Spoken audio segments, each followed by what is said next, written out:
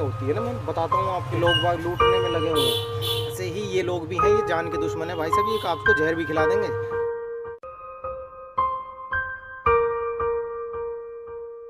जय हिंद दोस्तों, मेरा नाम है बिट्टू और आप देख रहे हैं टेक्निकल बिट्टू फ़ोन। दोस्तों आज आपको बताऊंगा मैं अपडेशन के बारे में कुछ, कि मोबाइल फ़ोन में जब भी अपडेट कोई कंपनी देती है तो वो अपडेट किस तरीके से हमारे मोबाइल फ़ोन में काम करता है, हमारे मदरबोर्ड में किस तरीके से वो इंटर करता है।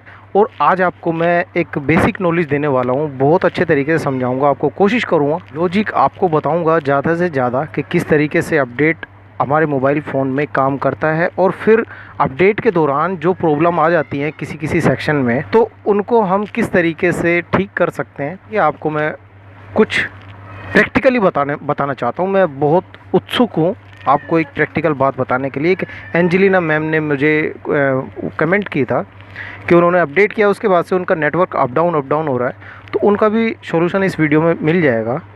काफ़ी लोगों ने मुझे कमेंट भी किया है वैसे भी, कि अपडेट के बाद कभी कुछ प्रॉब्लम आ गई, कभी लाइन की प्रॉब्लम आ गई है डिस्प्ले में, तो वो एक्चुअली में आती क्यों है प्रॉब्लम, वो आज समझने की कोशिश कीजिएगा। देखिए, आपके पास कोई भी मोबाइल हो किसी भी कंपनी का, सब में एक मदरबोर्ड तो ज़रूर होता है ना, मेन चीज़ यही होती है।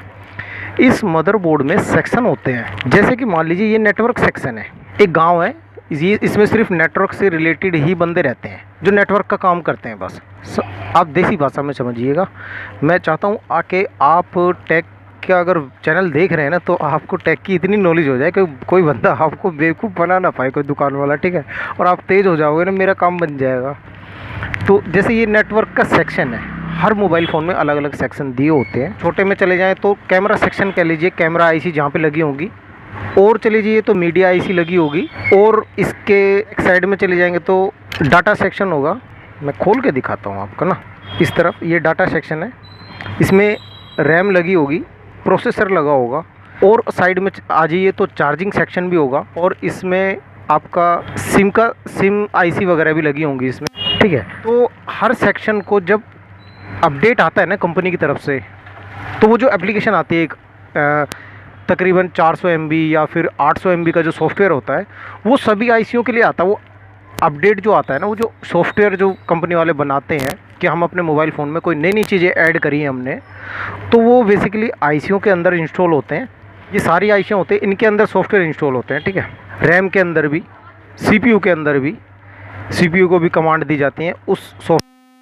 तो सबको इतना समझा सारी आईसीओ को, क्योंकि सारी आईसीओ का जो ठेका ले रखा है ना, सीपीयू ने ले रखा है। ये 18 साल का एक्सपीरियंस शेयर कर रहा हूँ दोस्तों आपको मैं, है ना, कोई नई बात नहीं बता रहा मैं आपको। जितनी आईसीओ होती है, सबका जो मालिक होता है ना, वो सबका मालिक एक है, सीपीयू। ये सबको देगा, और इसी का एक साथी होता है पावर आईसी, ठीक है, वो भी बोर्ड के अंदर ही होती है। और ये दोनों मिलके है ना सारी आईसीओ को देते हैं, वोल्टेज देते हैं, कोई इसको कनेक्शन दे रहा है, कोई फ्रिक्वेंसी दे रहा होता है। तो अब आप एक चीज़ समझिएगा, जब एक सॉफ्टवेयर कंपनी वाले लॉन्च करते हैं ना, हमारे मोबाइल फ़ोन में नोटिफिकेशन आती है, हम उस पर टिक कर देते हैं कि अपडेट हमने दे दिया। हम जैसे ही टिक करेंगे ना, तो सारी आईसीओ को अपडेट मिलना शुरू हो जाएगा। वो सीपीयू को देंगे, सीपीयू सबको बांटना शुरू कर देगा। थोड़ी देर के लिए बंद हो जाता है ना आपको मोबाइल, जब आप अपडेट करते हैं तो रिस्टार्ट होता है उसके बाद, है ना। तो मान लीजिए आपके सीपीयू ने अपडेट लेना शुरू कर दिया। जैसे आप समझ लीजिए कोई एक ठेकेदार है, इसने सारा माल इकट्ठा किया, मटेरियल या अच्छी तरीके से अपने अंदर इंस्टॉल कर लिया। इसके बाद ये बंदा सबको देगा कि भाई थोड़ा थोड़ा सबको दूंगा। नेटवर्क सेक्शन के लिए जो आया है नेटवर्क का माल, वो नेटवर्क के पास भेज दूंगा, नेटवर्क सेक्शन में। इसके काम का जो होगा 4G 5G से रिलेटेड कोई भी सॉफ्टवेयर, कोई नई चीज़ अगर मार्केट में आई होगी, कंपनी वाले ने जो दी है वो इसको हम पहुँचा देंगे नेटवर्क सेक्शन में, और चार्जिंग सेक्शन में उतना पहुँचा देंगे। कोई जैसे हीट की वो आती है, नोटिफिकेशन आ जाते हैं कि आपका फ़ोन ज़्यादा हीट हो रहा है, ऐसी ऐसी नई चीज़ें आने लगती हैं अपडेट होने के बाद। कैमरा सेक्शन के लिए भी आ जाती हैं, कैमरे जैसे कैमरे की ऐप में कोई चीज़ें ऐड हो जाती है ना, हाँ, बहुत सारी सेटिंग आपने देखी होंगी कि जब आप कैमरा ऑन करते हैं ना, तो काफ़ी सारी सेटिंग्स आती हैं, वो चेंज हो जाती हैं, कुछ उसमें अलग चीज़ें ऐड हो जाती हैं ना। तो कैमरा सेक्शन को भी वो भेज देगा सीपीयू, इसको नेटवर्क सेक्शन को भी भेजेगा, है ना, और डाटा सेक्शन को, रैम को भी कुछ दे देगा कि भाई तू किस तरीके से ऐड करेगा सामान को, जो मटेरियल जो भी हम डाउनलोड वगैरह करते हैं, कितनी देर तेरे को रखना है, ये सारी चीज़ें आप समझ रहे होंगे। ये सीपीयू सबको बांटना शुरू करेगा। अब मेरी बात ध्यान से सुनना, जिस बात के लिए मैं वीडियो बना रहा हूँ, वो चीज़ समझिएगा। मैं आपको थोड़ी सी मैंने आपको लॉजिक समझा दिया ना कि अपडेट कैसे काम करता है। अपडेट आएगा, सीपीयू पकड़ेगा उसको, उस पूरे ट्रक को, फिर वो पूरे ट्रक को खाली कर देगा, धीरे धीरे हर सेक्शन में पहुंचा देगा। जिसके काम का जो सॉफ्टवेयर कंपनी ने बना के दिया होगा, उसका काम है सीपीयू का, उस तक वो पहुंचा देगा जिम्मेदारी के साथ। अब एक बात समझिएगा, मान लीजिए नेटवर्क आईसी है, इसलिए ना मैम आप ध्यान से देखिएगा। आपने कमेंट किया था, आपको बड़ी परेशानी हो रही है, मैं समझ सकता हूँ।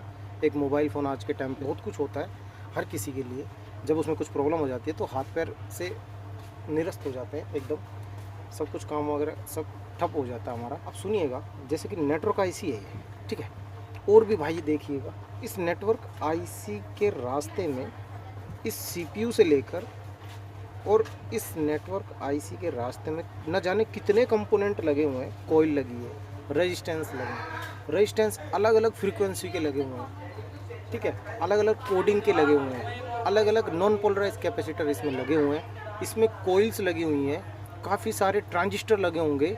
तो इस आईसी तक पहुंचने के लिए ये रास्ता है, ठीक है। ये जब सॉफ्टवेयर इसको देगा ना नेटवर्क आईसी को, जैसे ही आया इसके पास तो इसने फ़ौरन उसको भेजना शुरू कर दिया। तो जो प्रोसेस होती है ना, तो रास्ते में अगर कोई भी कंपोनेंट डैमेज होगा या ख़राब होगा, ये ख़राब और डैमेज कैसे होते हैं मैं आपको बताता हूँ। आपका फ़ोन अगर कभी बारिश में भीगा हो, ठीक है, तो आप उस कंडीशन में भाई अपडेट मत करना।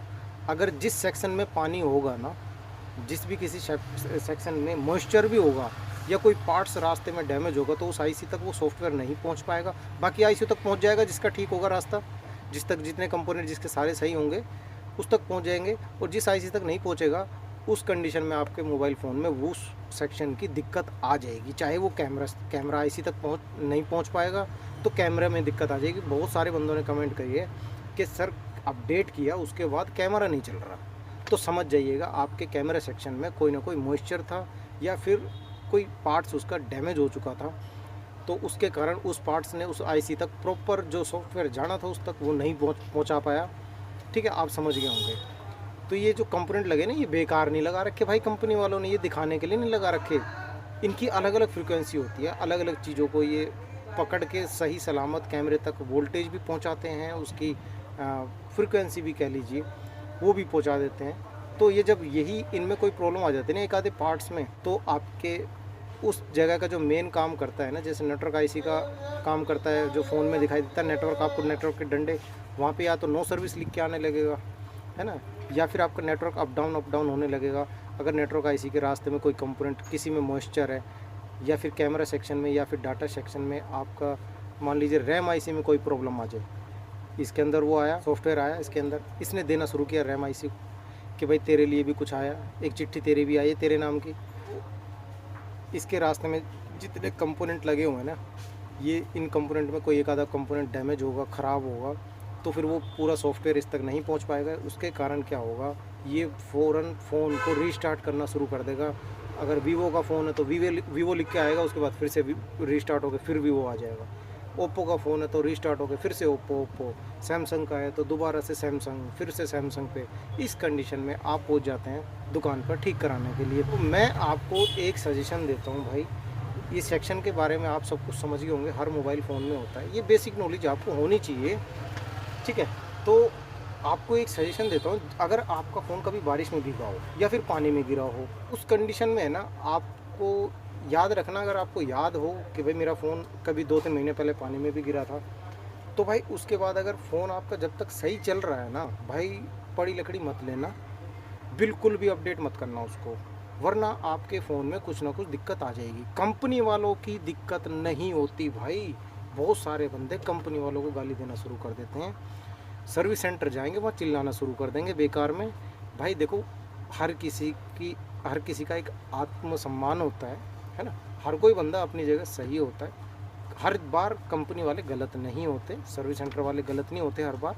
बहुत सारे बंदे उनको गलत कहना शुरू कर देते हैं, गालियाँ देना शुरू कर देते हैं कि इन्होंने पता नहीं अपने फ़ोन में क्या मचा रखा है। बहुत सारे यूट्यूबर बिना किसी सबूत के कहना शुरू कर देंगे कि भाई यार ये तो बड़े हुए हैं, ये तो जानबूझ के ऐसा करते हैं पब्लिक को लूटने का काम। नहीं भाई, हम भी तो ये देखें ना, हमारी भी तो गलती होनी चाहिए ना, हम भी अपनी गलती को एक्सेप्ट करें कि यार हाँ फ़ोन में प्रॉब्लम थी, पानी वानी गिर गया था कभी, या मैंने कुछ काम कराया था उसमें कोई आईसी वगैरह चेंज कराई थी, डैमेज हो गई थी, वो तो जब दुकान पे गया, अब दुकान वाला मान लीजिए आपका फ़ोन कुछ प्रॉब्लम में किसी दुकान पे चला गया, अब दुकान वाला क्या करेगा, वो कहेगा कि भाई आपकी ना नेटवर्क आईसी ख़राब हो गई, नेटवर्क आईसी चेंज करूँगा, ठीक है।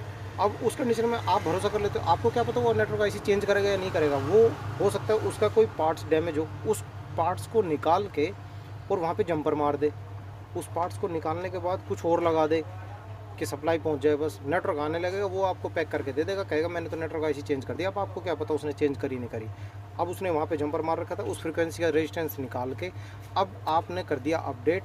अपडेट जब पहुँचेगी यहाँ तक पहुँच नहीं पाएगी, रास्ते में वो रेजिस्टेंस खा जाएगा अपडेट को, उसके बाद आपके नेटवर्क सेक्शन में दिक्कत आ जाएगी, नेटवर्क में प्रॉब्लम आ जाएगी, नेटवर्क या तो बिल्कुल ही चला जाएगा, नो सर्विस लिख के आएगा, और या फिर आपका नेटवर्क बिल्कुल मतलब क्रॉस आ जाएगा नेटवर्क पे लिख के। तो काफ़ी सारी प्रॉब्लम्स जो हैं अपनी गलतियों की वजह से आती है। अच्छा, अब आपको एक चीज़ और यहाँ पे ऐड करके बता, चलिए ठीक है, मैं इतनी आज के लिए इतना जानना काफ़ी है, मेरा मानना है कि आज के लिए आपके लिए इतना जानना काफ़ी होगा। अगली वीडियो में आपको और कुछ समझा दूँगा, मगर प्लीज़ आप जो स्पेसिफिकेशन जो ये कंपनी वाले देते हैं ना कि भाई आपको अपडेट कब करना है, वो जब देते हैं ना तो उसमें कुछ नीचे इंस्ट्रक्शन भी लिख के देते हैं, भाई उसे पढ़ भी लिया करो या उसे किसी से पढ़वा भी लिया करो, है ना। अपने आप नहीं कि भाई अब हाँ मेरे फ़ोन में भी आया है अपडेट, और कोई दूसरा दोस्त कहते उसे खुद पढ़ना आता नहीं, वो आपको कहते हैं अरे अपडेट आ रखा तेरे फ़ोन में, तो अपडेट कर ले, नई नई चीज़ें आ जाएंगी, और आप अपडेट कर लेते हो बिना पढ़े। भाई काफ़ी सारी चीज़ें कंपनी वाले लिख के देते हैं, कंपनी वाले पागल थोड़ी है जो ये लिख के देते हैं कि वाईफाई से कनेक्ट कर लीजिए अपने मोबाइल फ़ोन को। मैंने ये वीडियो बनानी चाहिए क्योंकि काफ़ी कस्टमर परेशान है, ख़ासतौर पर एक एंजेलिना मैम, उनको काफ़ी दुख था उनका इस चीज़ के बारे में। तो मैं उनको भी एक चीज़ कहना चाहूँगा, अगली बार से कभी भी आपके पास फ़ोन कोई भी हो, आप अपने मोबाइल की सिम के द्वारा, सिम के नेटवर्क से अपडेट मत करना। आप अपडेट करो तो वाईफाई के नेटवर्क से करना, ठीक है। अपनी सिम को निकाल दो, उसके बाद वाईफाई से कनेक्ट कर लीजिए। वाईफाई अनलिमिटेड वाला होना चाहिए जिसमें 2-3 GB का डाटा हो, ठीक है। तो आप उससे वाईफाई से कनेक्ट करके अपडेट कीजिएगा। अदर मोबाइल फ़ोन की में जो भी वो आपकी लगी हो सिम, चाहे वो एयरटेल हो, वोडाफोन हो, जियो, कोई सी भी हो, उसमें उसको मत लगाना, उसको निकाल लीजिएगा। वाईफाई से कनेक्ट करके आप अपडेट पे टिक कीजिएगा, ठीक है। और आप कोशिश कीजिएगा जो चार्जिंग होती है ना, चार्जिंग 50% से ज़्यादा होनी चाहिए, उससे नीचे नहीं होनी चाहिए। अगर बैटरी के एम्पियर्स ने साथ छोड़ दिया अपडेशन का, अपडेट के वक्त, तो उस वक्त आपका फ़ोन हो जाएगा डेड या फिर रीस्टार्ट होने लगेगा, ठीक है। तो ये अपडेट के बारे में कुछ नॉलेज थी, है बहुत सारी, अभी भी बहुत सारी बची हैं, मैं आपको 1 बाय 1 बताता रहूँगा। रक्षाबंधन की ढेर सारी बधाइयाँ। मगर एक बात आपको कहना चाहूँगा, ये वीडियो मैं रक्षाबंधन से एक दिन पहले बना रहा हूँ, मगर आप रक्षाबंधन के दिन देख रहे हैं, तो आज आप सुबह सुबह ये चीज़ देख रहे हैं, इस पर ध्यान दीजिएगा थोड़ा सा। मैंने कुछ लड्डू ख़रीदे बेसन के, अभी एक लोकल दुकान से, हालांकि मैं उससे बेसन के लड्डू घर में बच्चों को पसंद है तो मैं ले जाया करता हूँ उससे, दुकान वाले से। लोकल दुकान वाला है, अग्रवाल नहीं है, नथु स्वीट नहीं है, हल्दीराम नहीं है, वो मतलब मेरी दुकान से घर के रास्ते में पड़ जाता है, तो मैं इसलिए उससे ख़रीद लेता हूँ। तो आज वो मिठाइयों के स्टॉल लगा के बैठा है। भाई सबसे घटिया मिठाई अगर आज के टाइम पे ना आप मत खरीदना इन लोकल दुकान वालों से, या तो अग्रवाल से खरीद लो। देखिए बहन है, बहन कोई फालतू चीज़ थोड़ी है जिसके लिए आप ऐसी ख़राब मिठाई खरीदोगे, या भाई कोई ऐसा मतलब फालतू चीज़ है जो उसके लिए भाई 10-20 रुपये महंगे, 10-20 रुपये का फ़र्क होता है। आप अग्रवाल से ले लीजिए या फिर हल्दीराम से, अगर आप दिल्ली में हैं तो अच्छे स्वीट से लीजिए, नामी गिरामी वाले से। ये जो लोकल बंदे होते हैं ना, लोकल हलवाई जो बाहर स्टॉल लगा के टेबल पे और रख देते हैं बहुत सारी मिठाइयाँ, भाई साहब उस बंदे से मेरी अभी सुबह सुबह थोड़ी बहुत, मैंने उसको अकेले में बोला भाई लड्डू ले गया मैं बेसन वाले, तो क्योंकि बाहर रखे तो मैं अक्सर ले जाया करता हूँ, वो बड़े अच्छे बनाता है, वैसे तो बनाता है, मगर आज के दिन उसने इतना एक घटिया काम कर रखा है। भाई देखो पब्लिक तो पब्लिक है, वो गले में आटे की तरह चिपक गया। एक खाया चलो ठीक है, बच्चे भी कहने लगे इस चीज़ को। तो भाई लोकल दुकानों से ना खरीदें। ले बेटा कूड़े में फेंक दे उसको, क्या बेकार चीज़ बना रहे हैं, बीमार करेंगे पब्लिक को। त्यौहार है, अपनी खुशी खुशी में बनाइएगा। आप किसी अच्छी दुकान से खरीदिएगा अपनी मिठाई, और बड़े मज़े से रक्षाबंधन का मज़ा लीजिएगा। रक्षाबंधन मनाइएगा। ढेर सारी शुभकामनाएँ मेरी तरफ से, और अच्छी अच्छी से अच्छी मिठाइयाँ खाइएगा, अच्छी दुकान से लीजिएगा, किसी बढ़िया वाली से। मेरा ख्याल आप समझ गए होंगे, क्योंकि ये इस वक्त में मैंने उसको बोला मैं कि ये भैया क्या बना रखा तूने यार, ये बेसन के मांगे थे तो आटे के दे दी तूने।